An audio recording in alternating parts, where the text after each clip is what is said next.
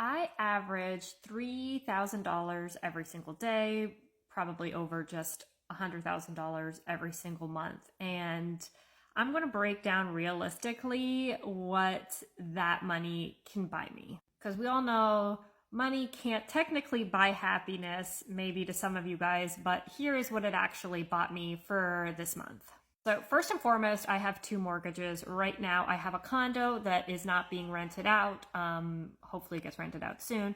So I have that mortgage that I'm paying HOA on there, and it's not bringing me in any money right now, but hopefully soon it will. So it covered that. Then I have the mortgage on the house that I'm living in now, which it's about a 4-bedroom house. So in South Florida, the mortgage isn't necessarily very cheap. And of course, I've got all of my utility bills. I have 2 cars. My one car, my Mini Cooper, is fully paid off, so I just have to pay insurance on that. And then I have a Mercedes, which I call my baby mobile because that's what I tote my baby around in. It pays that, which, it's not a brand new Mercedes or anything like that. So it's an average car cost plus insurance. Then I pay myself out a salary and I pay my husband out a salary because he is a consultant in my business and he helps me and he is the only other employee that I have. I also have a bunch of contract workers that I pay out as well. I would go to say that my monthly burn rate, what I spend every single month, is around $30,000 per month. And so that's not necessarily just burn rate, I guess, because I'm including like my personal finances, like my mortgage. But you get the idea. And so far for this month, we've done Uber Eats a bunch. I can get lazy by the end of the day, so I just want to order some food, which obviously ends up getting pretty expensive, more expensive than going out to eat. I booked a Disney vacation. It was around $5,500. It's going to be in December, but that was, for this month.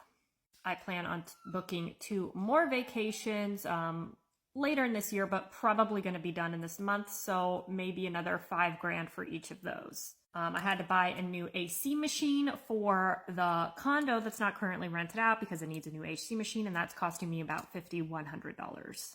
We also bought a golf cart because we are in the suburbs and golf carts are pretty fun to have to go around the neighborhood. That cost me a pretty penny because I got a nice lifted one, upwards of $6,000.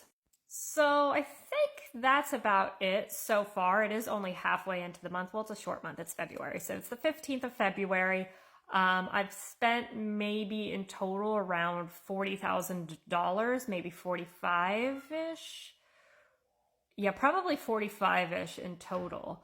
But as you can see, that still leaves me around $50,000 for the month. Obviously, I don't spend that. I've got taxes to pay.